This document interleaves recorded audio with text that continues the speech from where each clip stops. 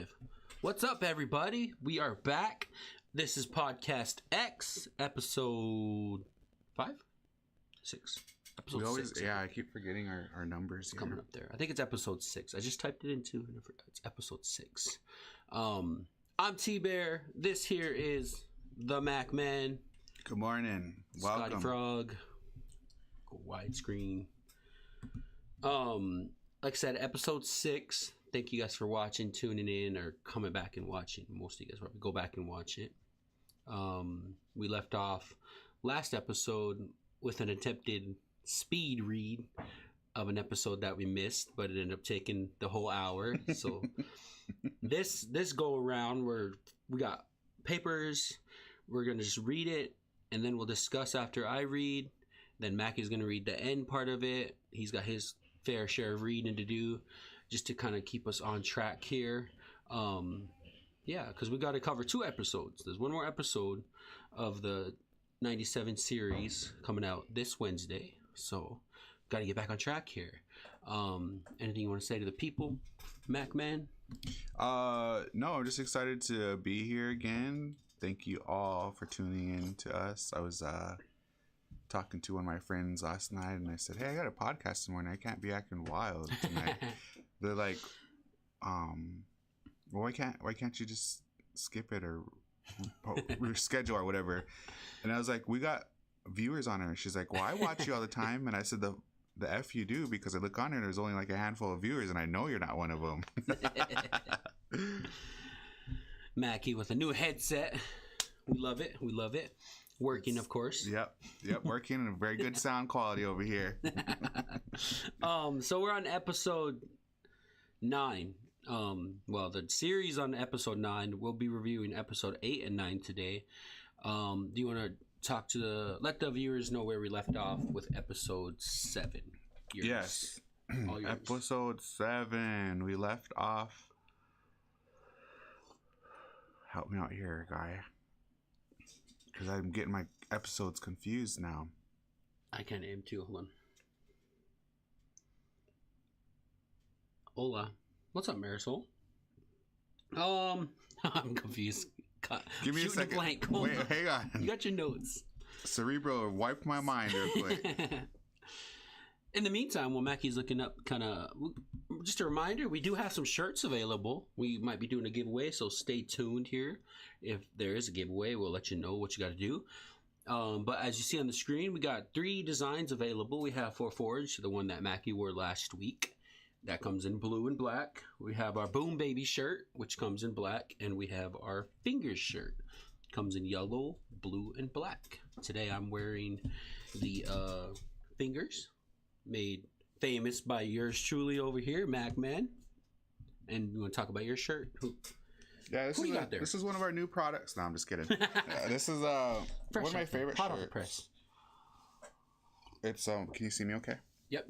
Okay. So it's Tony Stark with the Infinity Gauntlet, one of my favorite shirts here.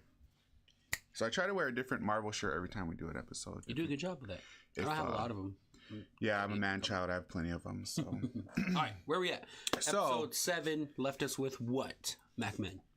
Episode 7 left us. I'm glad you said 7 because I was looking at 8.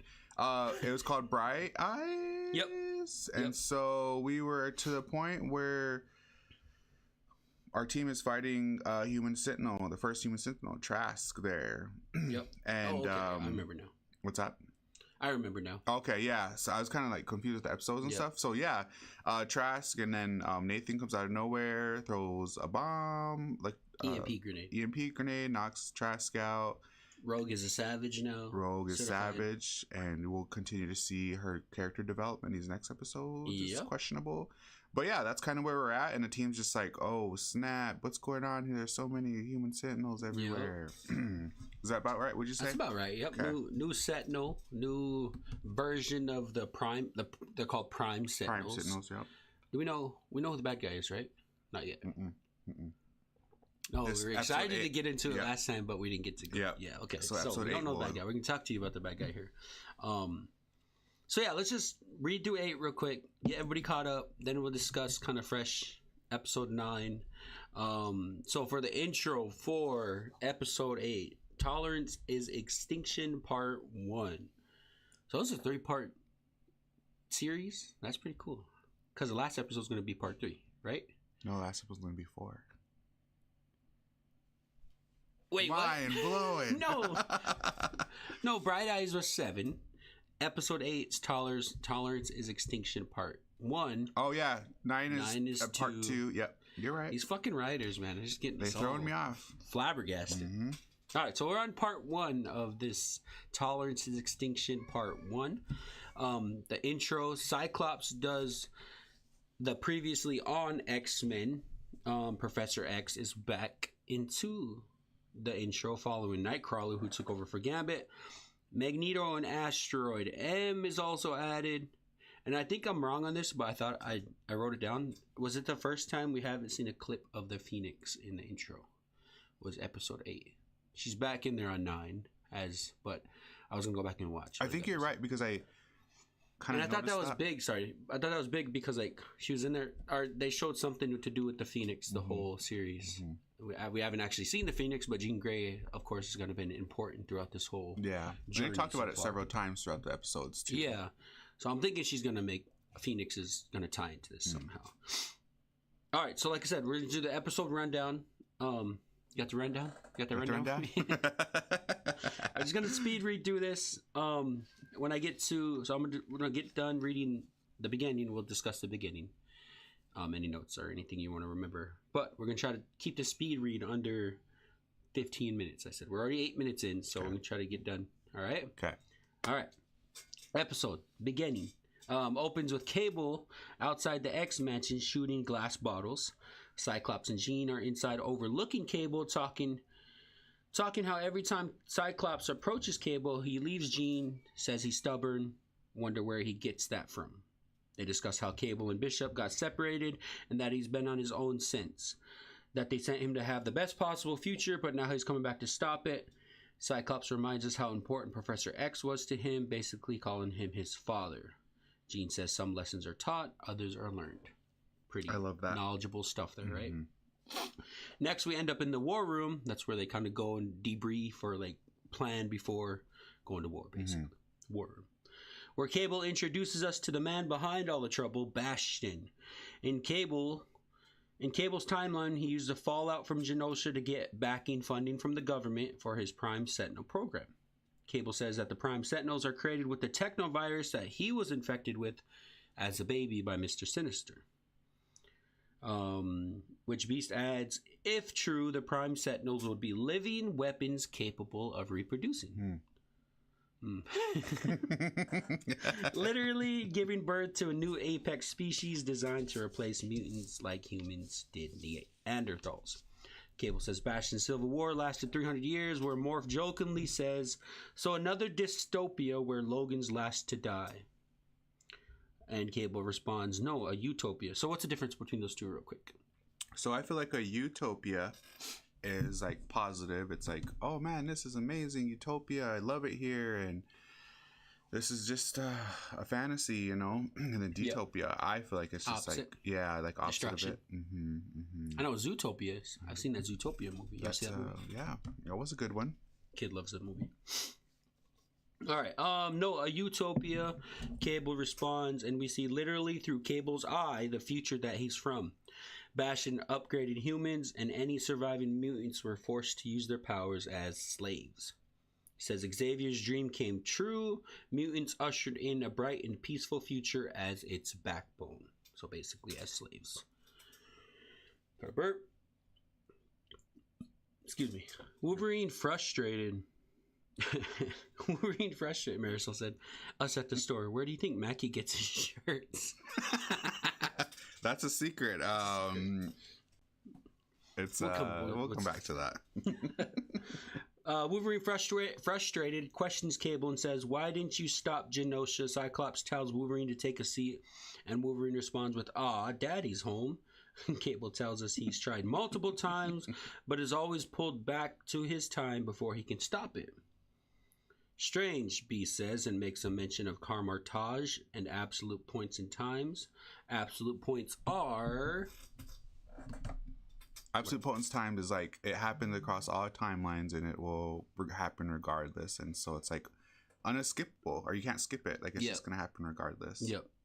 And we learned that from the Doctor Strange movies and like Multiverse of Madness. But they make mention of it in '97, which was pretty cool because when B says it, I thought that was crazy. He puts down Strange. Yeah, like, kind of a little, I just caught that little part. knock. Yeah. Yeah, Strange. So absolute points. It's all connected.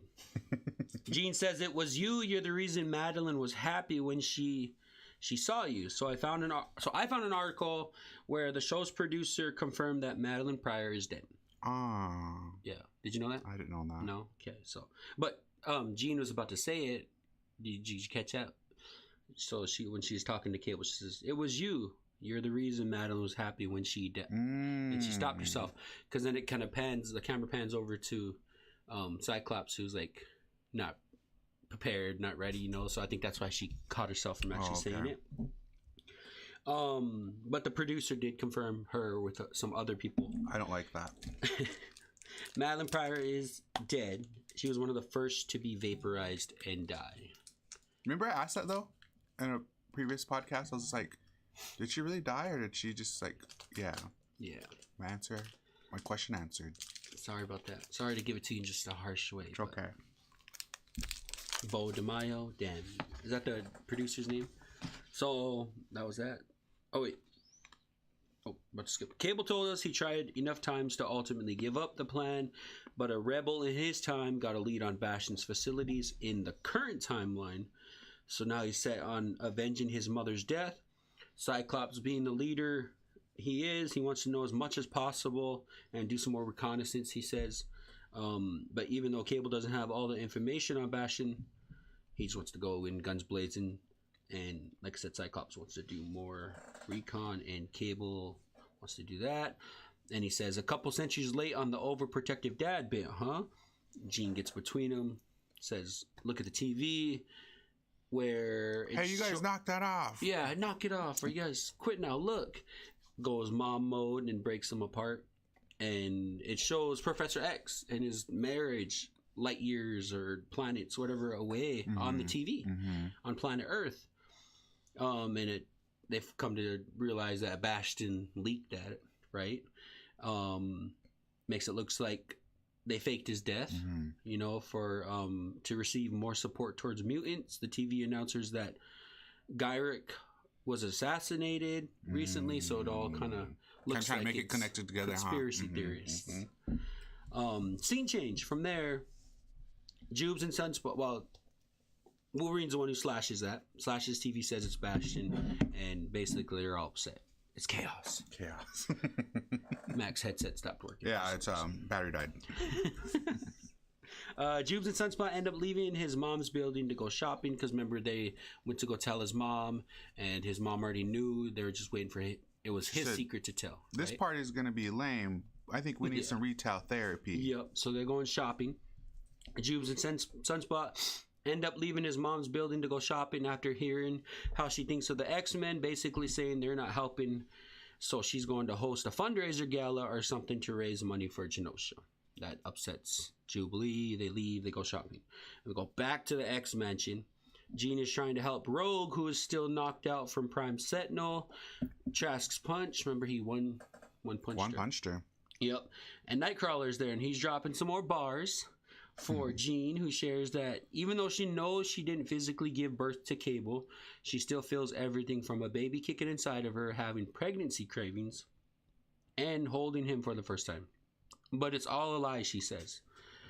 Here, I want you to read what Nightcrawler says right here. Okay. Because you can read that paragraph. Okay. Go for it. So I say it in his yeah, in his voice. I don't know how, but I'll try it. Memories. No, I don't know. Memories are merely dim images echoing with emotion, Kirk says. Does it matter if you heard his first cries, if you remember how it felt to hear them? But he's Madeline's blood.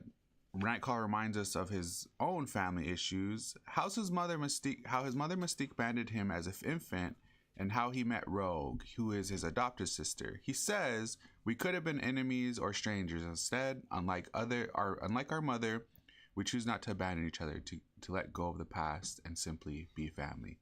Blood is blood. Family is a choice. The real Dom Toretto vibes right there. I had to add that last part. It's good. It's good. Because that's what it made me think of. Blood is blood. Family is a choice. And like we're coming to realize, Nightcrawler is always in the right spot to give the right. What's the word? Yeah, he's like a philosopher. Yeah. Okay, so now that was about the beginning. Before we lead into them going off to confront Bastion or who they think they're wherever they're going. Anything you want to touch base on in the beginning that I missed? Anything that you got on your notes? No, you did cover two things that I wanted to cover. One was the blood is blood and the family's choice. Yep. Quote. I love that. And then I also love the quote, some lessons are taught, others are learned. So those are two that kind of stuck out to me in this episode. So I'm glad you covered those. But yeah, other than that, I think you covered it pretty well. Pretty good? Mm-hmm. All right. Like I said, we're trying to go for a record here. Yep. Making good time. All right, so we're going to shoot across the middle real quick. Then Mackie has the end. All right, so the middle now from the war room and from Rogue's bedside, we go to the Summers, who is Cable and Jean and Cyclops. Summers load up. So I just wanted to make sure we know who the Summers are because we're going to come back to that. The Summers load up the Blackbird and head to Bastion's hometown, Harmony, just outside of Pittsburgh. On one of the jet's monitors, we see that a large group of protesters are gathering outside of the X-Mansion. A lot of Friends of Humanity supporters and whatnot. Then we have another scene change where in a secret lab... What's that from? You're like, in a secret lab somewhere, or it's like a... What's the... I don't know. It's a superhero group. Home of the... I can't remember what it is. I'll find it. Okay. It's down track here, Trayvon. In a secret lab, Mr. Sinister is working away. Magneto is tied up, who we come to find out last episode is alive. He was still alive. Mm-hmm. This guy that we know it's Bastion now. He was shaving him and whatnot. But Magneto is now tied up with a collar on, so he has no powers. He's tied up in like an X. And in walks Dr. Val effing Cooper. You know, she was the blonde person that was kind of like the mediator kind of between the government and the X-Men. She refers to Sinister as Bastion's own Dr. Mangle. Mangle? Did I say that right? Do you know? I think you did. Mangle. I had to see who it was, who she was referring to. I don't know who she's referring to. Okay, so you didn't tell you. Thanks to the help of Google. Shout out to Google. We're not sponsored yet, but thank you. Yeah, we're not sponsored. Joseph Mengele conducted inhumane and often deadly medical experiments on prisoners at Auschwitz. He became the most notorious of the Nazi doctors who conducted experiments at the camp. Mengele was nicknamed the Angel of Death. Ew. Real life shit. So Sinister chuckles and says he knew Mengele. That he could have been so much more, but instead was just a Nazi pup. Oh my gosh. Okay, now that's all making sense. So you had to do some research to get some of those references in. It's kind of fun. It's cool. But remember, because Sinister's like old, right? Yeah. So he like experienced all that. It's kind of crazy though, because obviously back in the animated series, they introduce Sinister, give us his backstory, but they don't really make mention of the Nazis. Now I feel like, and we talked about this in the previous. Yeah, we did. Because like it was too sensitive at the time. Yeah, sensitive, exactly. At the time, but now like they're really taking advantage of it and like really going into detail and saying all this stuff. So I thought that was pretty cool. Sinister says that he's using Bastion to ultimately work towards his dream of having mutants locked up in pig pens as test subjects. So that's kind of where, as we know, Sinister gets his powers. He like tests and just steals from other mutants, basically. Cooper approaches Magneto, who is surrounded by TV, so he can watch and see what is happening, I'm assuming. But she says that Magneto hasn't said anything since Genosha. The camera pan kind of focuses on his tattoo, his camp registration number, because he's obviously his family. Holocaust survivor. This causes her to feel guilty, I think. She says, I didn't know, I swear. Speaking about the attack on Genosha, she apologizes and begs him to talk to her. He doesn't say anything, but he does open his eyes and looks at her before we have another scene change. So I don't wonder if he said something to her off camera. I don't know. They never. I still feel like that girl's Mystique. I don't know. I don't know. I do too. But then I was waiting like in that moment. I was that like, she's gonna change or something. That's what I thought too. But remember, like in the obviously in the Fox, and it's just how easy we get off track, but it's just important. In the real movies, like Mystique was like Magneto's right hand man, or like worked real close with him. But like in the animated series, it wasn't Mystique, like that. They didn't really work together. Mystique always worked with like Sinister and stuff, and Apocalypse. And spoiler alert. Watch the X-Men movies. Watch the X-Men movies. All right, back on track. I'm almost done with mine. We're back at the X Mansion now, and Beast 2 is visited by Trilby. What'd you call? Tilly. Something. Tilly. Visited by Tilby. She comes alone to apologize for what she said at Genosha.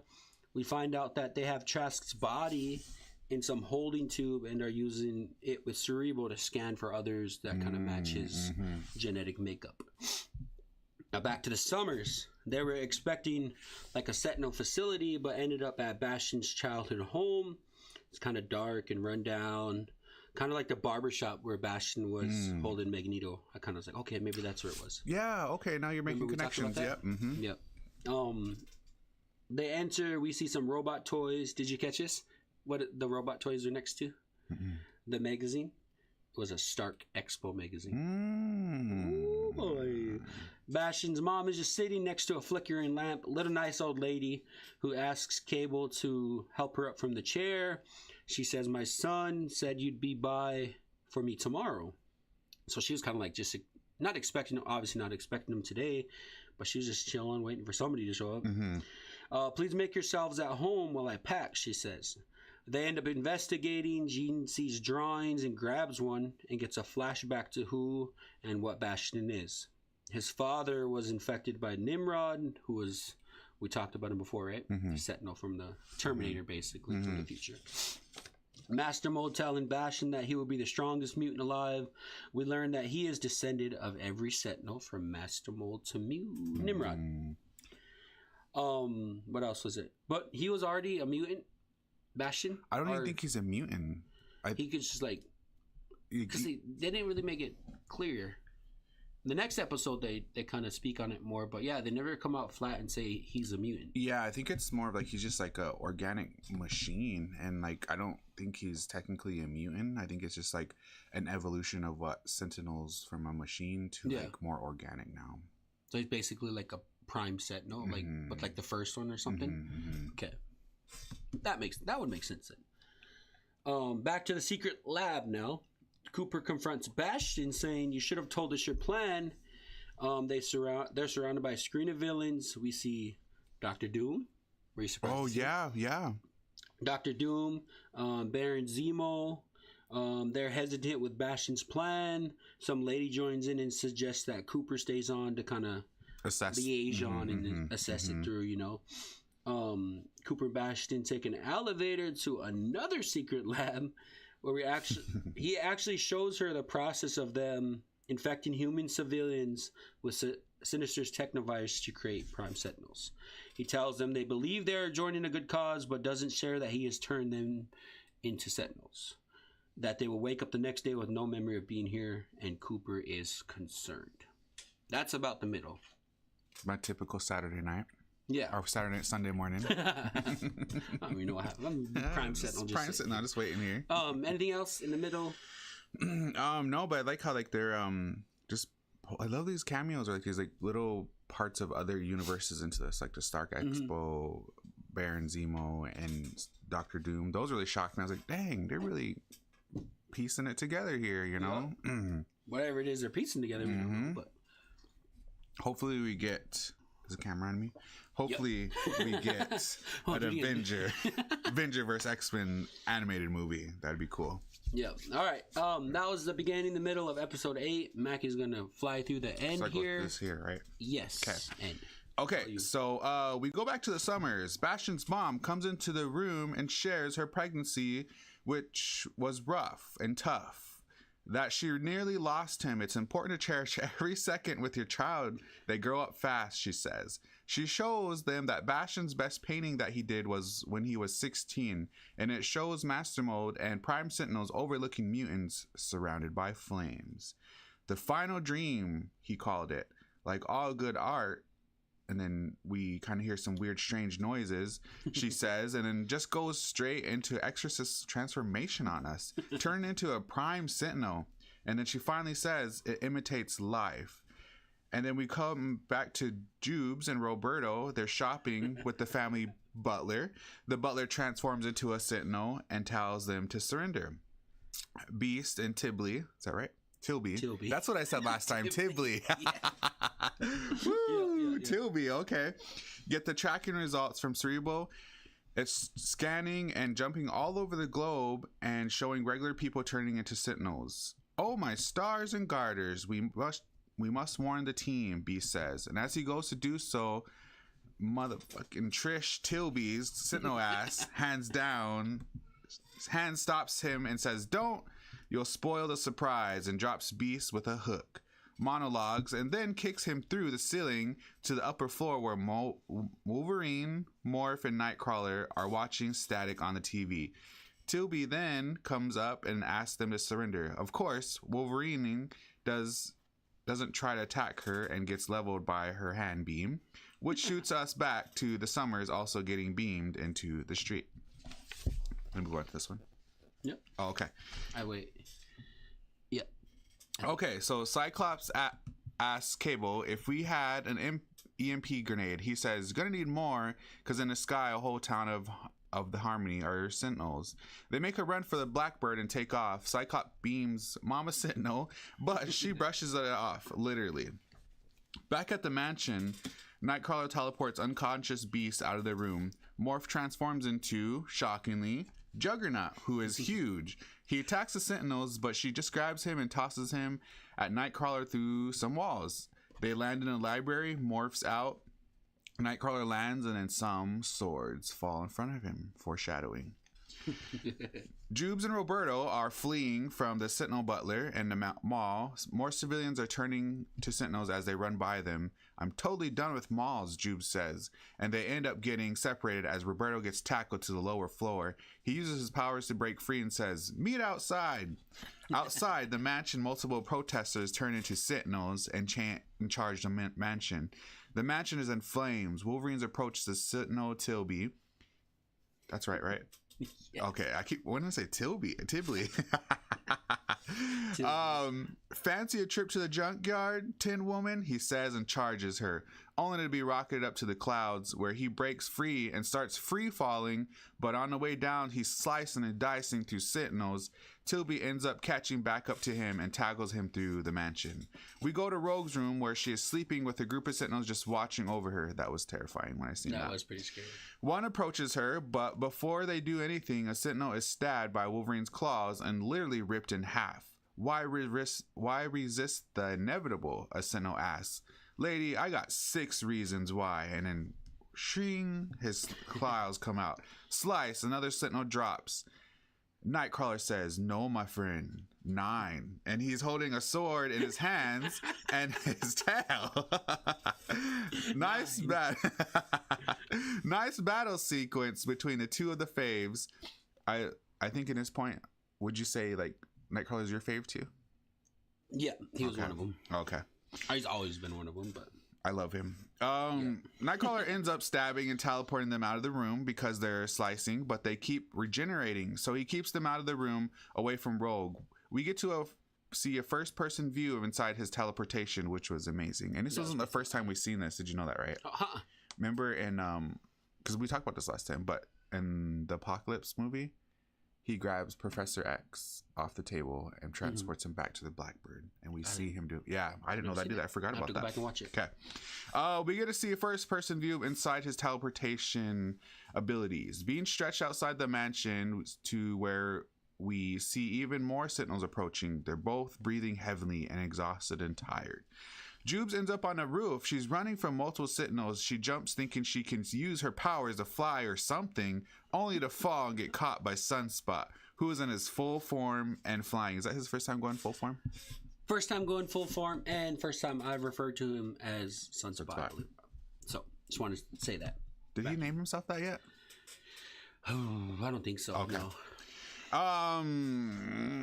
She's surprised, and he doesn't know how to fully control his flying ability, but they're escaping for now. The Summers are being chased in the Blackbird. They end up having to abandon the ship. They jump into Cyclops' Porsche. Like, why would they have a Porsche on a damn Blackbird? That's what I was thinking too, but... So we just had Porsches left and right. Es lo que es. It is what it is. I forgot about that. They drive through a canyon into a cave. He says something corny, and they work together to blast their way out of the cave.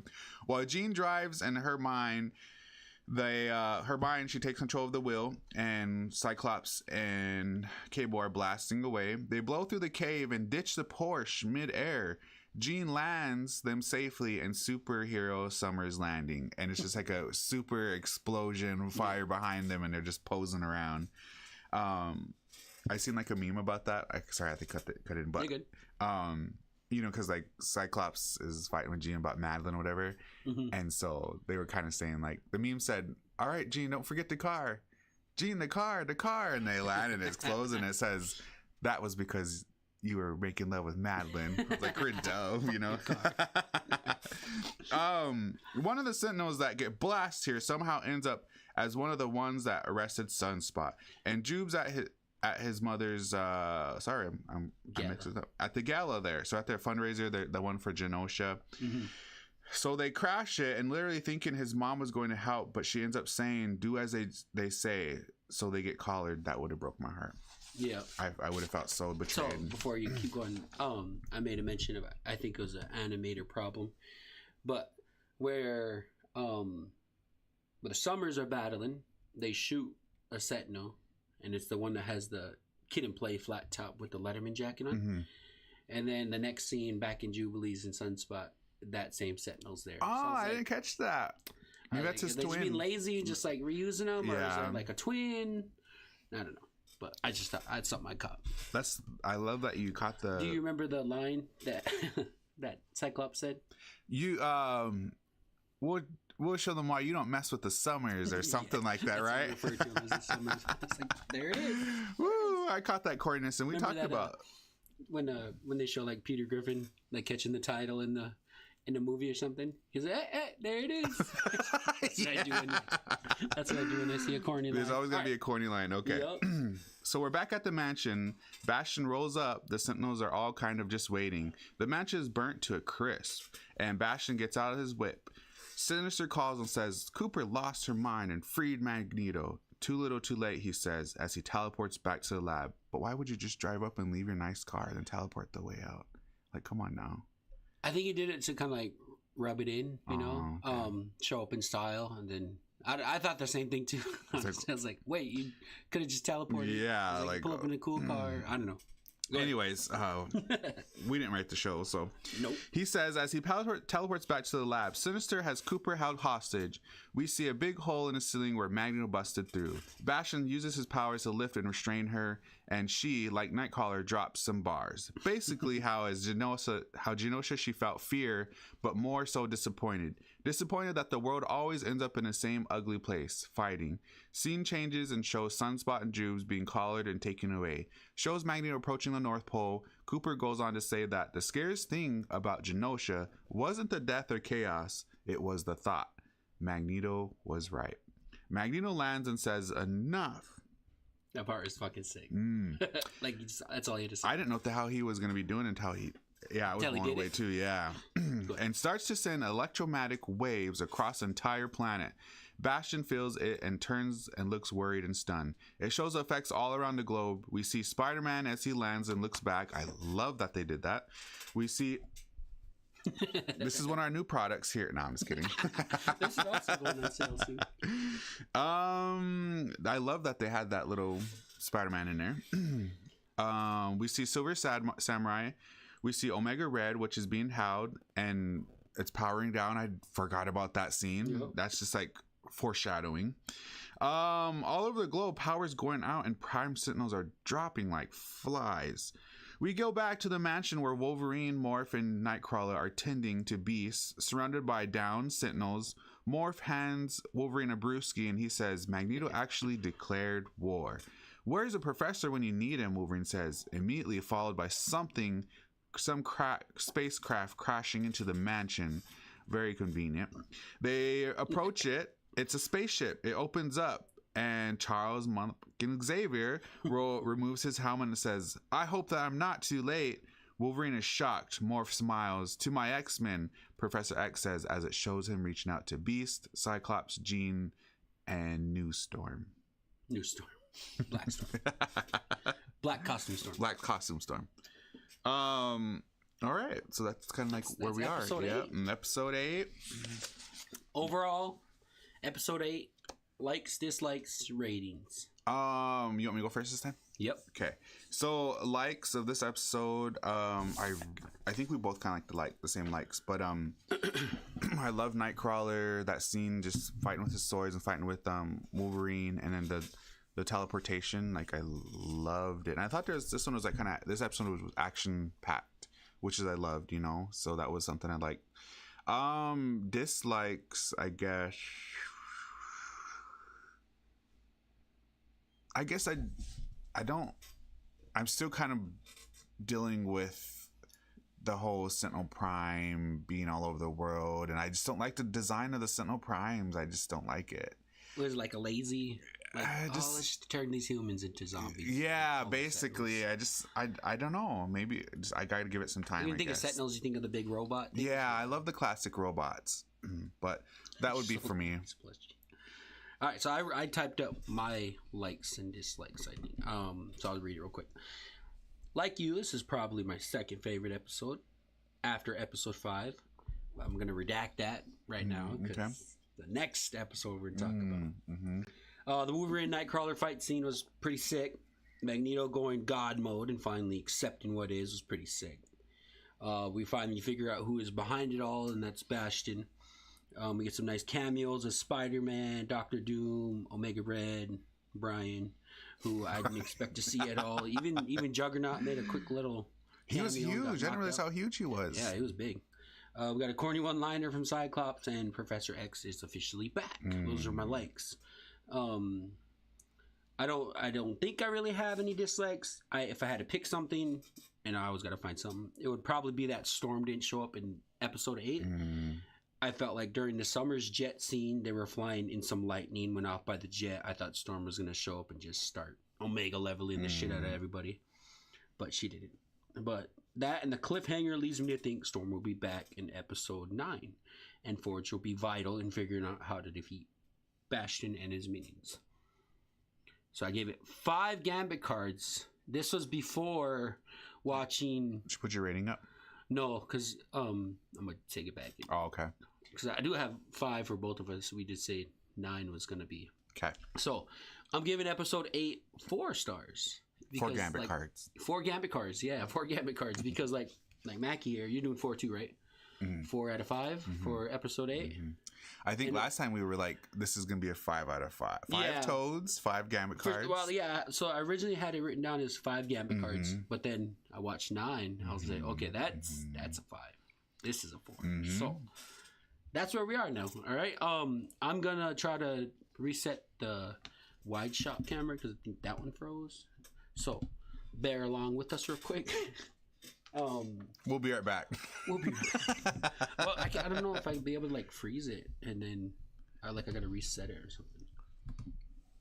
Or no, it's here. Maybe we should take a brief break while we get that fixed, or no? We can mute the audio.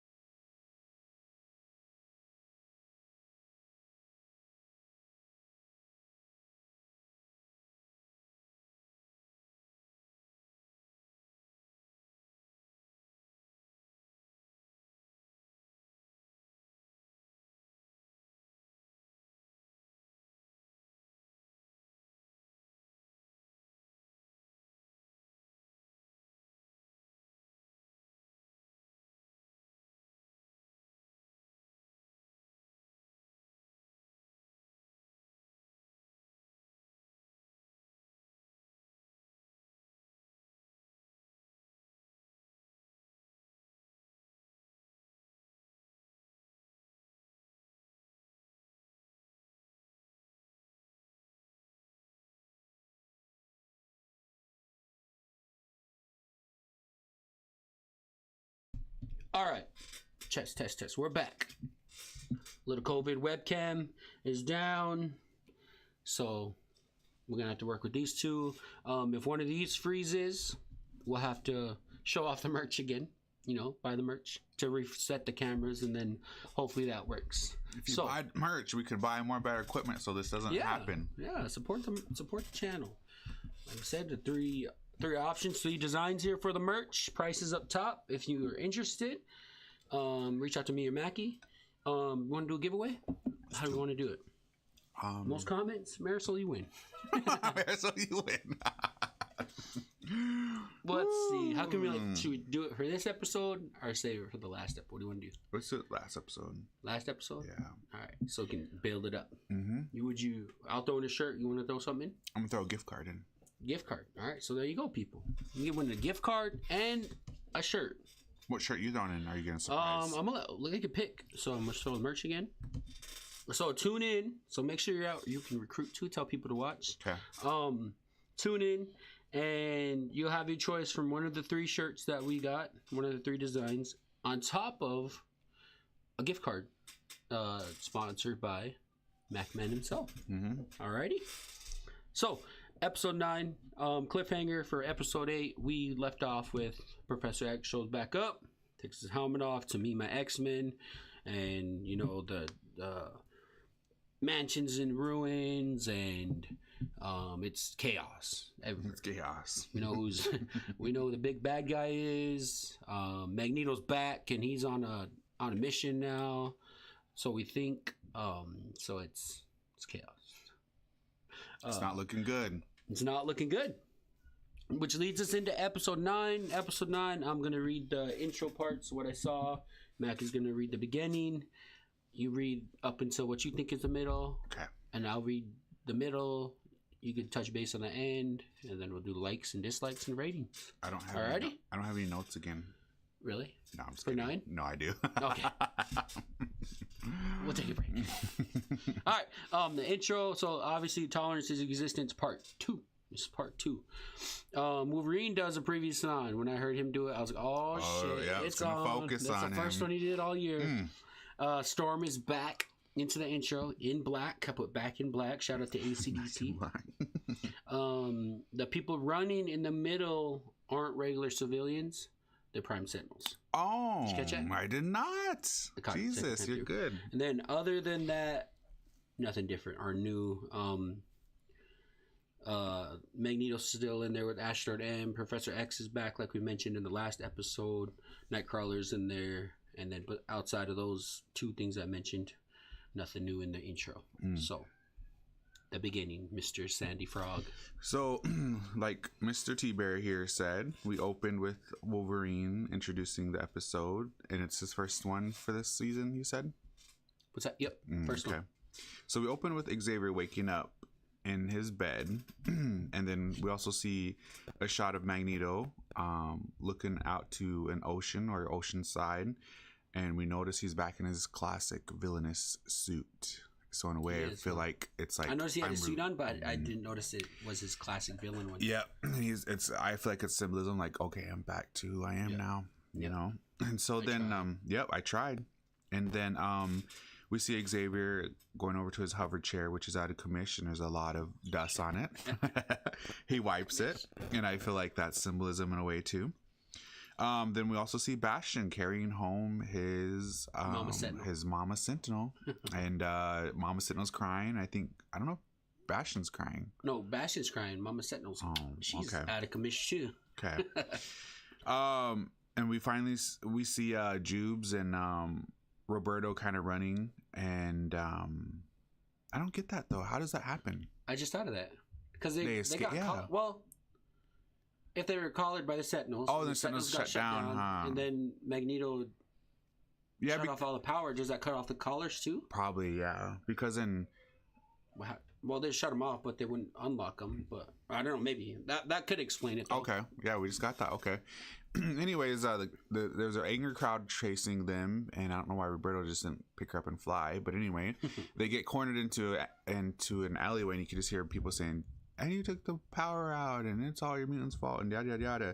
But then we finally see Forge and Storm show up, and Storm just kind of puts like a small little rain barrier with lightning between the civilians and Jubes and Roberto there.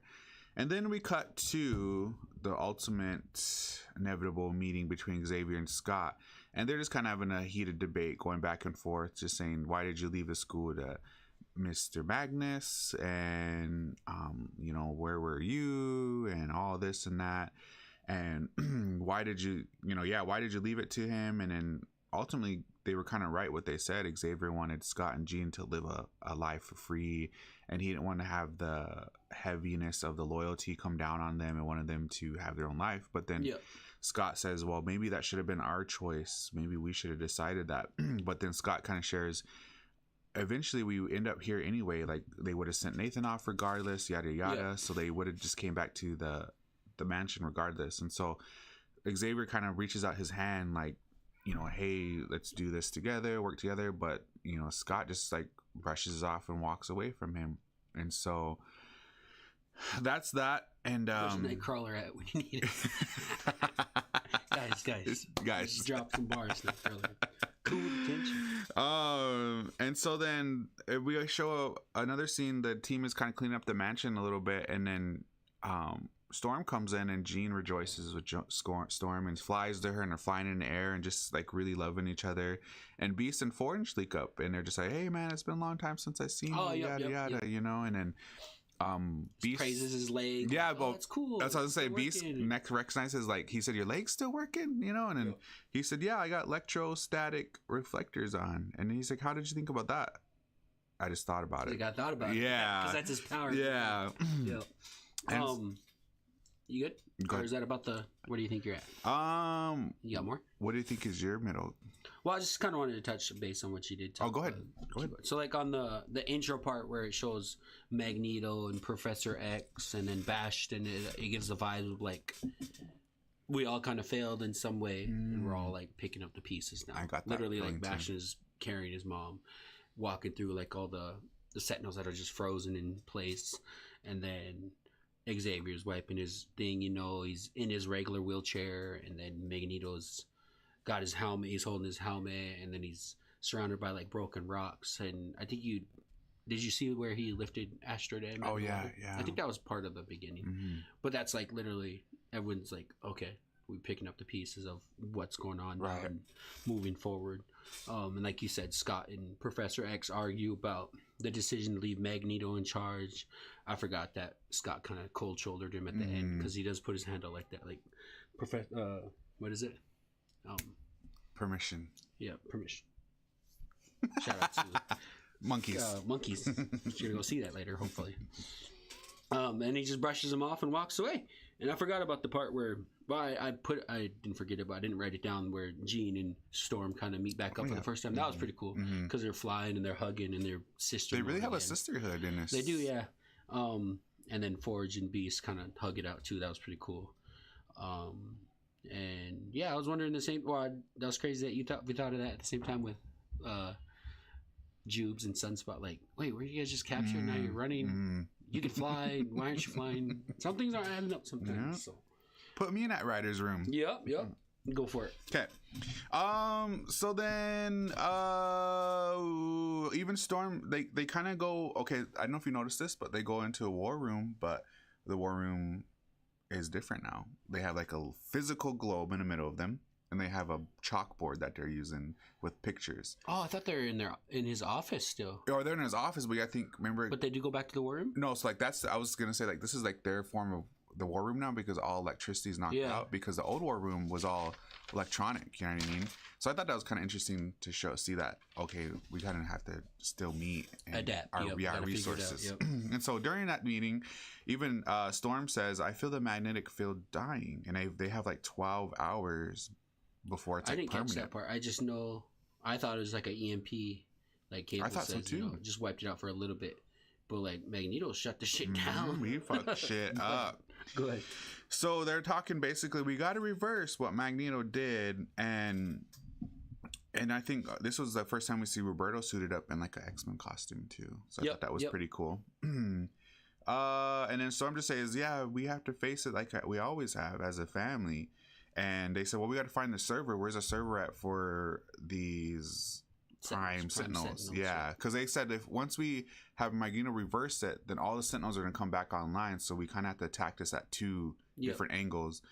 Restore the electricity in the world, but also stopping the Prime Sentinels. I didn't catch all that. You didn't? I mean, I knew like because later like the plan and whatnot, but I didn't catch him actually discussing the plan. Yeah, and so this is where Xavier kind of goes into a little bit more about Bastion and says, well, Bastion is a server. We have to cut him off, whatever, and so he doesn't control the Prime Sentinels. And then he goes into saying he used Cerebral, and he found Bastion, and he went to try and recruit him, but once he said the word mutant, his mom shut the door in his face and said, nope, we're not doing that. So that's I mentioned earlier. Remember, we was like, oh, they don't come out and clearly say he's a mutant.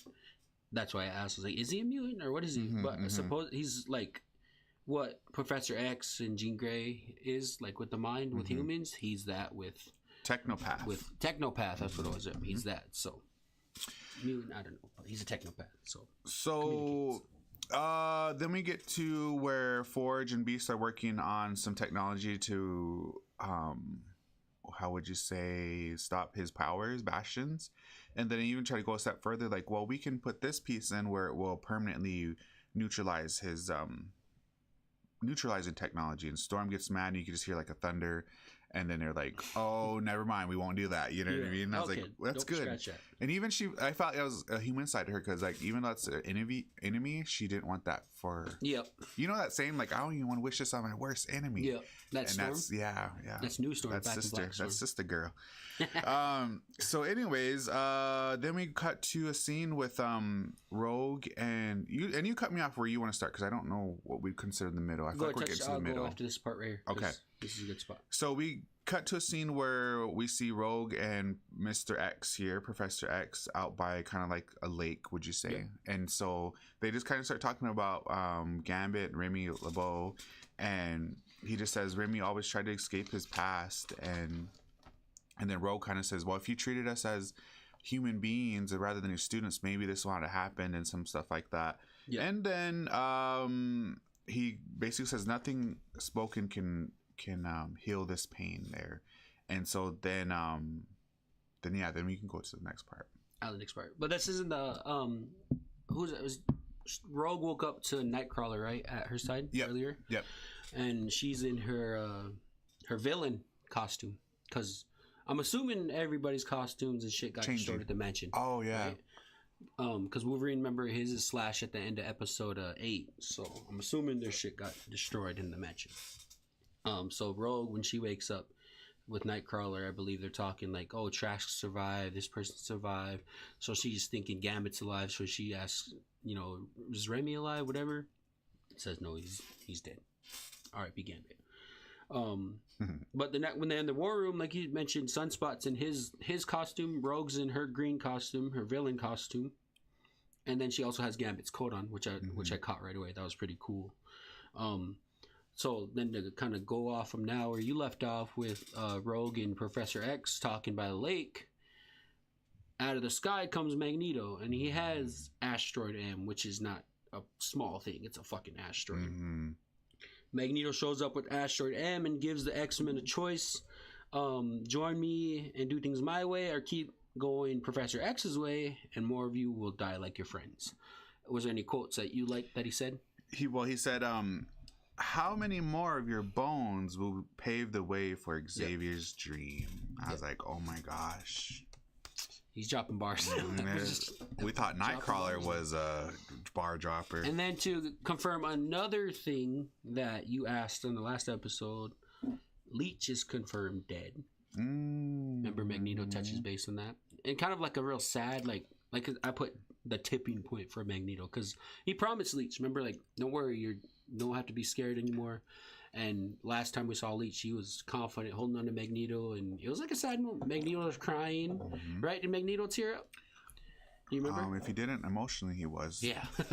So, Leech confirmed dead. Yeah, because he said, "I promised the boy a future free of fear." Yep. But then I seen what do you say? His skull vaporized. Yep. Like he went His into eyes or detail. something, Yeah, I was like, holy shit. That was a lot. It was detailed. Mm-hmm. Like that's a lot. So let's moment of silence for Leech real quick. All right. Sorry, Leech.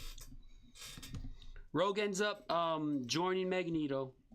You know, Magneto and Professor X kind of go back and forth for a while like they always do, but in the long run, she joins Magneto.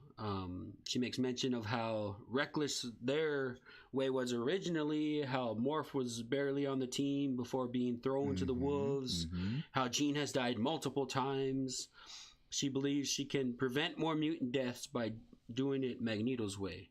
And she ends up putting Gambit's coat on Professor X's wheelchair and flies up and joins Magneto to kind of symbolize, all right, I'm putting this past behind me and this is the new me. Like I said, she's back in her villain outfit, so it kind of ties up, all right, now she's a villain again or something. Sunspot also joins. He explains how he felt so betrayed by his own mother. Why should I stay, he says, and Jubilee says, for me, or something along those lines, and he leaves anyway. So then Jubilee starts crying. So it's kind of like a gut punch to her too, right? Any quotes, anything said in that area? No. Area?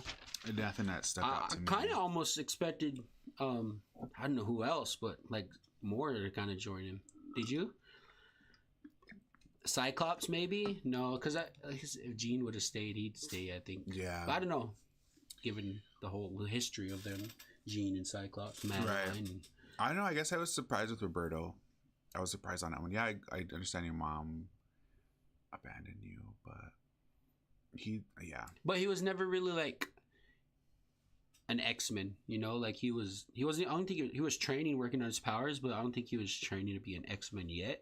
Yeah, he got his costume, but I don't know. They could have went into that a little more. And I feel like he didn't get that relationship with Professor X to build that pride to be a mutant. You know what I mean? Because they're all kind of like busy with like all the stuff that's going on, you know what I mean? So he probably didn't have a mentor to be like, hey, it's okay to be a mutant. Yeah. I remember we joked about it like, oh, in the midst of all the shit that the X-Men are doing, Jubilee and Berta are doing other shit like going and doing this shit. So I thought that was funny. Okay, so the team then, so Sunspot, Rogue, and Magneto, they leave with Asteroid M. And then the team relocates to Muir Island, which I believe is in Scotland, home of Moira McTaggart. R.I.P. When did she die?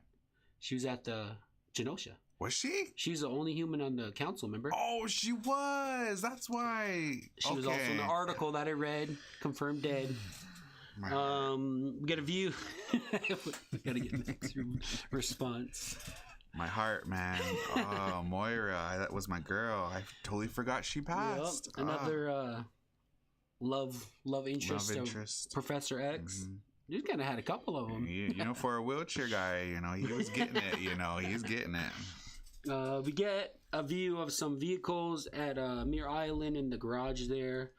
The OG Blackbird, Wolverine's bike, another Porsche, which I think belongs to Cyclops' collection of Porsches.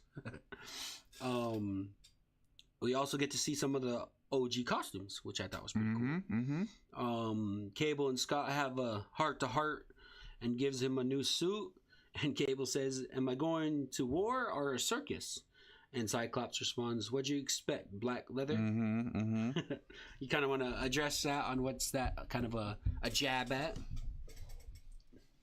So, Bryan Singer, if you watch the first X-Men, when they're suiting up to go to the Statue of Liberty Island, Scott, they're getting ready to leave in a Blackbird, and Wolverine's just kind of getting adjusted to it, and he's like, you guys go out in these things? And Scott's like, well, what'd you expect? White or yellow spandex? Yeah. And then that was that. So now this is kind of a nod or jab at that too. Like, would you expect black leather? Because they were wearing black leather at that time. You know what I mean? I didn't really care for the black leather costumes. No, I think like then, because, and I read something or heard something where like Singer wanted to be like more modern, realistic and gritty, and like, so like black, you know, black is a thing at the time or whatever. I don't know, in the 90s, end of the 90s, whenever it was, 2000s. But I put like a asterisk to like comic accurate movies. Like That's what people want to see going to like your Spider-Man. Like you can't. There's so much you can do to Spider-Man without like changing him, and then all right, that's not Spider-Man. And I think Avengers kind of proved that. You know, like it was. I think it was costume-wise comic accurate for the most part. Iron Man, all the movies are.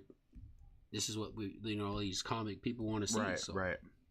So that was kind of cool. A lot of people kind of, all the reviews that I've watched, they kind of made a big deal about that little jab back at Singer. I thought that was funny. So then Professor X and President Kelly are talking. How do you say it? Telepathically. I couldn't think of how to say it. Telepathically. Talking through his mind. Talking through his mind. He's not really there, but he's talking through his mind. And Professor X is requesting a chance to talk some sense into Magneto.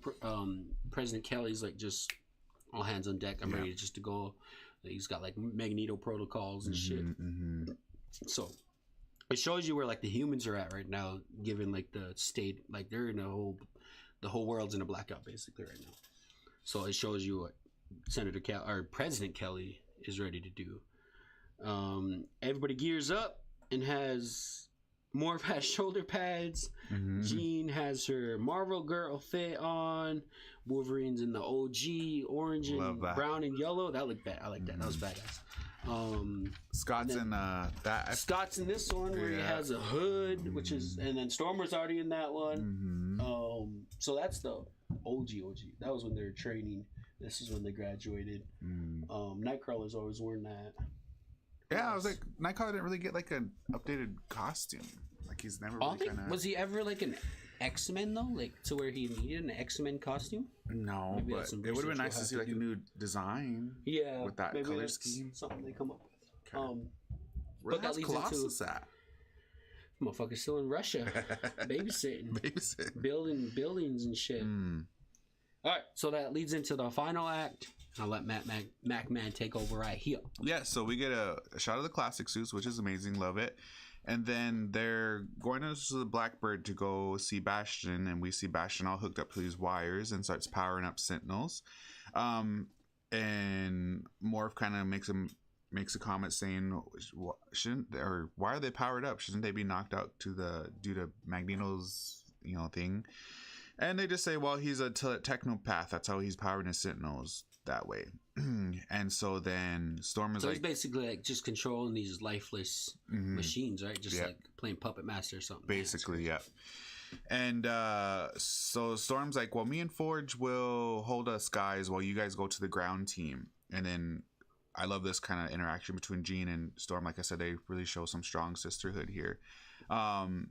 And Jean's just like kind of worried for Storm, but Storm's just like, we'll be fine, and we don't put the trust into our abilities, but we put the trust into each other. And then Jean says, make them mind your weather, and then Storm responds back, and then you make them weather your mind, which was pretty cool. I thought how they put the words together like that. So Morph, Beast, Jean, and Cable, they come to the abandoned town once they're underground, and then we see some Sentinels pop up and try to get them. But this was like one of the main kind of aha or shocking moments. Morph transforms into the Green Hulk himself. And instead of saying Hulk smash, he says Morph smash. And he starts going into ham on those Sentinels, and it was cool to see Jean even like lifts him up powers, and then throws him at the Cable Sentinels. like in the background, kind of shooting. Yeah, like it's so amazing. That was a cool little scene. I like that part. Oh, and then Sinister shows up out of nowhere during that interaction there, and then he just says, hey, I know your strengths and weaknesses, and he's kind of corny. He says, I know your genes, Jean. And I'm like, okay, all right. So we're in the 90s. And so they're fighting, and he kind of like is taunting Jean during this fight and just says, I know where you begin and where we're battling ends. If you ask politely, I'll let you know, or something like that. And she's just like, I don't give a F anymore. I'm kind of past that. That's what I kind of got. I put down Sinister attacks Jean, who fights with Madeline now. Oh yeah, she does say that, huh? Yeah. Okay. And then we get us another view of the Blackbird going to Asteroid M for Magneto, and we see one of the black, because remember they split. Oh yeah. One team gold team I think was on the ground, Mm-hmm. and then blue team I think were the other guys that went to go see Magneto. So. And so actually they have the Blackbird, and then Forge and them, that was a different. It wasn't really the official Blackbird. It was a different kind of spaceship. Now that I remember it. But yeah, so the Blackbird's at the Asteroid M, and then we see Rogue and Roberto. And Roberto's like, should we knock? And then Rogue just goes in and tears open the Blackbird. Nobody's there. And I don't know if you catch this, but she's like, damn it, Alf. Did you hear her say that? I didn't know that.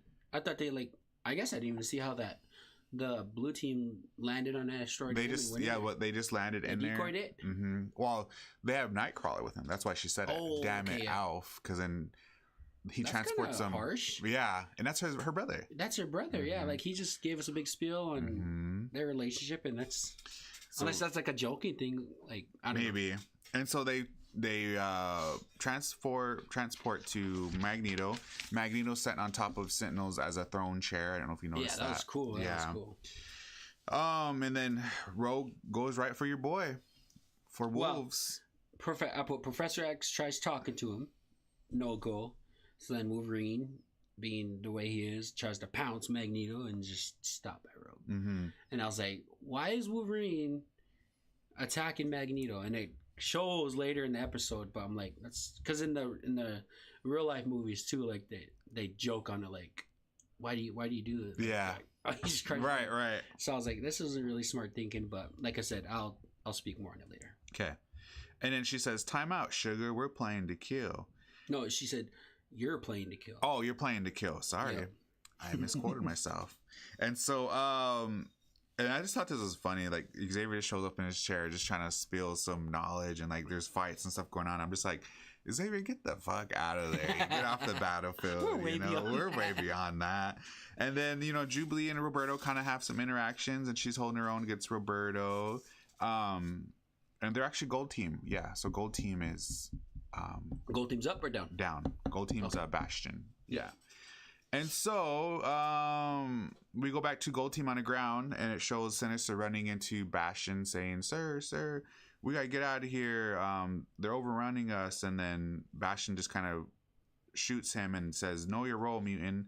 A snake like Sinister would never sacrifice himself for another. And then we see Beast come in with the collar. Well, when he shot Morph, the collar goes running or drops, and then Morph Beast comes in. Had the collar. Mm-hmm. And then Beast grabs it and tries to jump after Bastion. Bastion's not having it. I had to go watch it because I forgot where Beast was at. I was like, where the hell's Beast? Where was he? He was on the ground with them. Oh, okay. That's why I was like, who was he with again? And then I didn't even see the part where Morph turned into fucking Sinister. Oh, you didn't see that part? I mean, no, I had to go back and watch it. And I saw it then, and I was like, "What the hell?" I'm slacking. Yeah. You catch stuff busy watching the smaller things, and I don't really see what's fucking actually happening or something. I don't know. Oh, and so then we come back to Jean and Sinister still fighting, and then he's like, "You brought me someone who I needed," and then we look over, and Baby Nate is possessed by a Sinister. I don't think I said it, but I kind of was like, wait, he can control him because he had him, and he was infected with the technovirus, and this was like episodes ago. And I don't know if did I say something about it? Do you remember? No, I don't think I did, but I thought of it. I was like, wait, can't Sinister, because he controlled Madeline for a little bit with the little thing. Oh yeah. And then I was like, I bet he could do the same thing with Cable. Mm-hmm. And maybe he did say that, yeah. And this is something I noticed. So then he mentioned something like, you're a class, or my mom was a class telekinetic person. World class telekinetic. Yeah. We can telekinetic. Okay. And then he said, like you, and he said this stuff doesn't tend to skip a generation. And then he's like using, like, I feel like it's like Phoenix like power. I thought too. I watched it and I was like, is he using the Phoenix Force? Right. Like, what the hell? Right. And so like this is like, and Jean's barely holding her own, and she's like, what the heck? Because what is it? What are his That's why I was questioning, like, what is his powers? We really don't know what his. I mean, we got to do some more research on that. Yeah, we'll research Cable and come back to him on the next episode, because I feel like we should have done that in episode. Like, we Long told time him like, ago. "Oh, this is Cable." Yeah. But like, what the fuck? We're to this point, and like, I don't know if he has powers. I mean, now we're showing that he has powers, or I don't know. But we gotta do some more research. Yeah, so we'll do that. Okay. So yeah, and then we get back to the team up at Asteroid M, and you can take it from here, bud. Yeah. So, Jean Grey, Marvel Girl, whoever she is at the time, she's battling with Cable, who is showing some Phoenix-like esque powers, and he's actually like not doing damage. She's like in a force field, but you tell like she's about to lose her power, or she's getting. She contacts Scott. Yeah, she contacts Scott, which pulls his mental down to where he can see what's happening, and he sees it. And then she looks over at him and says, "I love you." And then right before we see what happens to her, he just transported his mind's back in his body up on Asteroid M. So we actually don't know what happens to Jean. Mm-hmm. I was kind of expecting her to go Phoenix mode Force. too at that time. I was like, "Oh, here it comes," and then we didn't see what happened. So from there, we have Cyclops, Nightcrawler, and Jubilee go after Magneto. Did that. One thing on the Sunspot, when he tackled Jubilee, he like tackled her in his full form. Then he come back to human and he apologized. Mm-hmm. "Oh, Jubes," he calls it Jubes. "I'm sorry, you okay?" And then she just gets up and beams and they start fighting. I thought that was pretty. Shows you where like Jubilee's at with him right now. They're kind of mad. Professor X is still trying to talk Magneto down.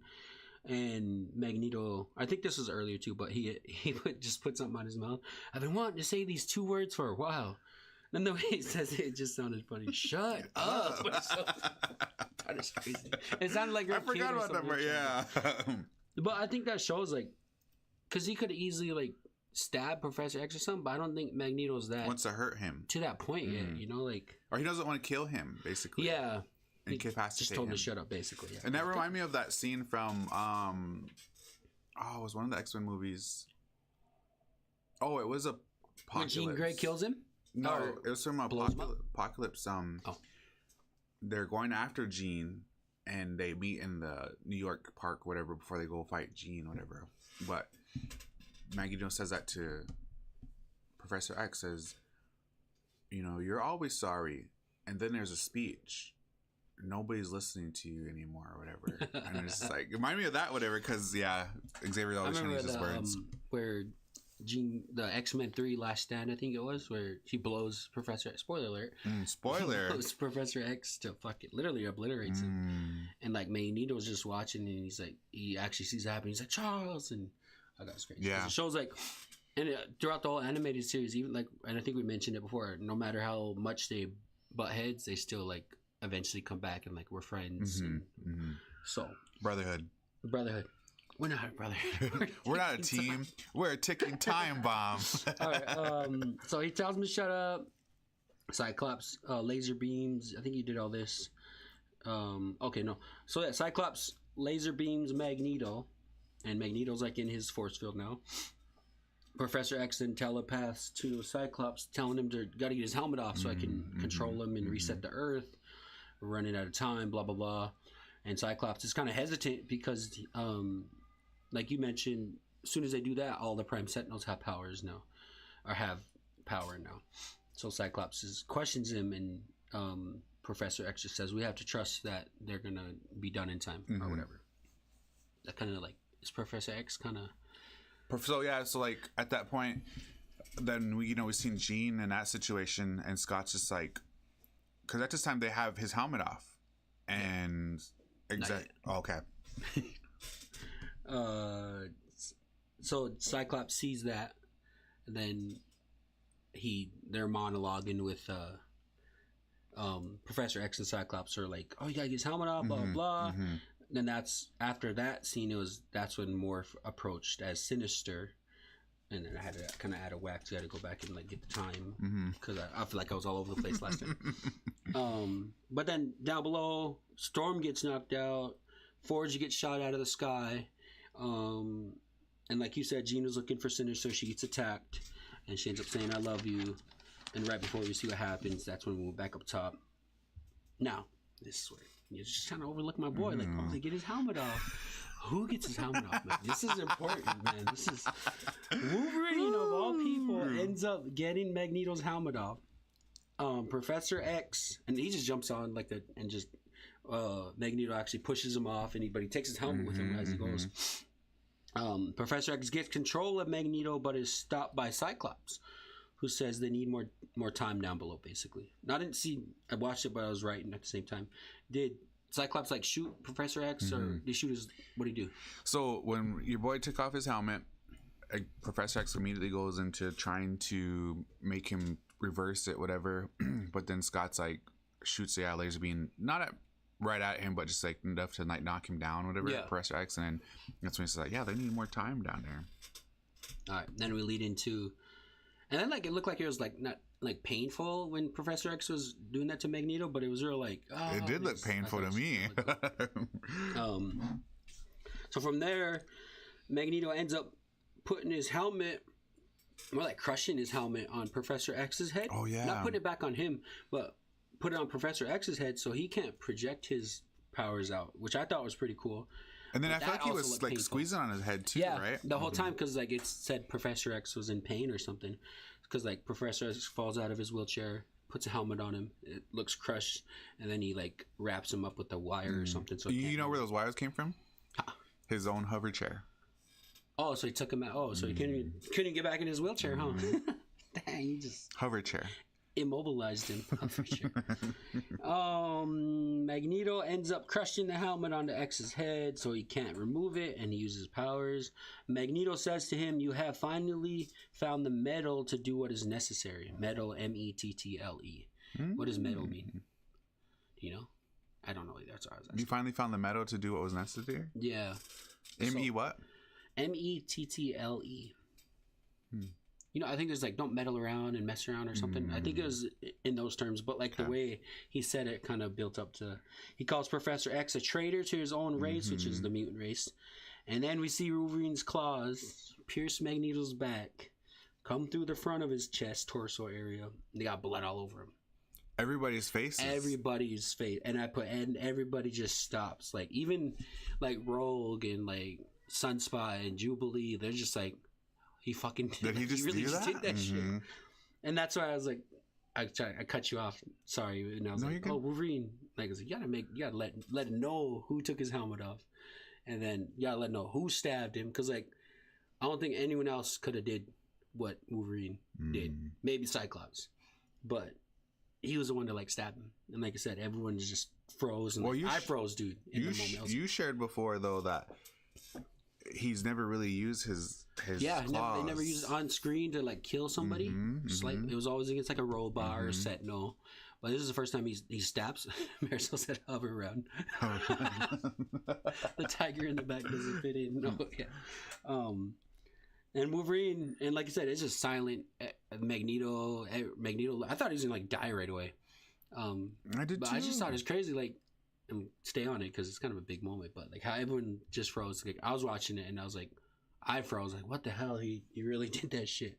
And Wolverine says, "Been in a lot of wars, bub. The brave always die first." And then, like I said, I was expecting Magneto just to die right away. And he goes and responds, "Logan, finally this feud is over." So like it took that for Magneto to finally cross the line and do what he wanted to do. Oh my gosh. And Magneto somehow still has life in him to not only use his powers to get Wolverine off of him, but to also begin to he makes him retract his claws.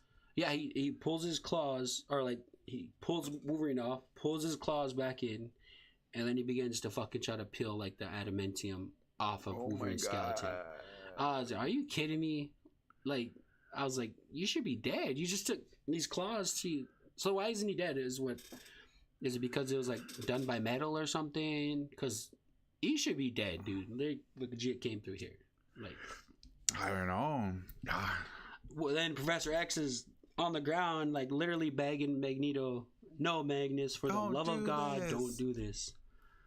Magneto kind of looks back at him, kind of like looks like he's gonna like question it, but then he fucking looks back at Wolverine, and we end with the scene of just adamantium floating. Wolverine's helpless and screaming or grunting, I should say, and just sounds like ripping and breaking, and then just a black screen. Oh my gosh, dude, I hate that. Are you serious? Mm-hmm. That was crazy. Woo! But like I said, when I cut you off, so let's go right into it because we're getting over about 120, an hour 20 right now. 5 out of 5 Gambit cards for me. My likes. This is probably my favorite episode up to the Gambit one, maybe neck and neck, only because of the reason that Wolverine's in the situation he's in. But he also showed us Wolverine must have not have punctured an artery. I don't know. There's some arteries I think in here, but I don't know. This episode left me we got to see what the hell happens. It's a 5 out of 5 for me. The action was there. The Hulk made a cameo. It was just my favorite episode I'd say overall. Wolverine just showed us the badass that he is, So knowing I'm gonna go up against the master of magnetism. I'm fucking 90% metal myself. I'm still gonna go do what I gotta do. I don't know. It's a lot, yeah. It is. 5 out of 5 for me. I don't really have any dislikes, I guess. 5 Gambit cards out of 5 Gambit cards. Oh, you gotta pull them up? Yup, there they are right there. It'll take a while to get up there. 5 Gambit cards. MackMan, you're up. Oh, okay. I was just trying to wait. Oh, there's your Gambit cards. All right. There we are. 5 out of 5 Gambits. All right. I love this episode. It was pretty cool. How many toads? So how many toads this time? It's 5 toads out of 5 toads. 5 or a 5. Are my toads up? Yep. Okay. Yep. 5 out of 5. My highlights for this episode that I liked was I'm a big Phoenix. Woo! I love that there was kind of a piece of the Phoenix through Cable there. I love the Phoenix. I love Jean Grey. So that was kind of one of a highlight. But just seeing the Incredible Hulk, that dropped my jaw. I was like, oh my god, they really did an Incredible Hulk. But also ripping the adamantium out of Homeboy, I'm like, holy crap, this is just one blow after another. So very amazing. I don't know what's gonna happen next time. Do you think he's gonna put that adamantium back in him, or is he done? Oh no, I mean there's storylines where Wolverine kind of I know Wolverine's not dead. All right, because I don't know if this is a storyline they're going into. You brought up the Hulk. I read somewhere where Wolverine actually fought the Hulk. The Hulk ended up fucking eating him, and the Wolverine, he's the Wolverine. It's so badass. But he regenerated from a drop of blood. That's how strong his powers are. So I'm confident that Wolverine's not dead. But we're getting the adamantium version or the bone version. I don't know yet. So, what was the question? No, that was it. Yeah. Do you think the adamantium is gonna put it back into him? Is he gonna stop me before I? Do you think that was all of his adamantium, or do you think that was the process of it? I don't know. I don't think it was all of it because it would have been more gruesome. I think if that was the case. But yeah, that was probably one of the top cliffhangers. I was like, what the fuck moments of the whole series so far. And it's these real episodes need to be longer. I'm just tired of it. It's a part 3. It's a 3-parter. We wouldn't be back. We talked about that. Yeah. 5 toads for you. 5 toads for me. 5 toads. What are your expectations moving forward? You said you don't know, but if you had to guess, what's going to happen? I feel like Jean's going to be dead. And I only say that because when they were splitting the team, one going to Bastion, one going to Magneto, you see a glimpse of Cyclops and Jean, their hands are breaking apart like that. Yeah. And I think that was foreshadowing. And I feel like Jean's going to be gone. And then I don't think your homeboy's getting his adamantium back. Once you pull that shit out, it's done. I feel like, and I don't know. I think that's kind of where I'm going at with this. That's just for the next episode overall. Yeah, and then I was reading that the creators want to do back-to-back seasons too. We'll have season 2, season 3. Yeah, so next time it's not gonna just be season 1, then wait a whole another year. Season 2, it's gonna be season 2 and 3 together, and then Oh, cool. Well, moving forward for me, I'm glad you brought Jean Grey back up because, like I said, I thought I noticed or didn't notice that they didn't show the Phoenix eventually. I don't think she's dead. I think she's gonna turn into the Phoenix and just fucking wreak havoc because she's so.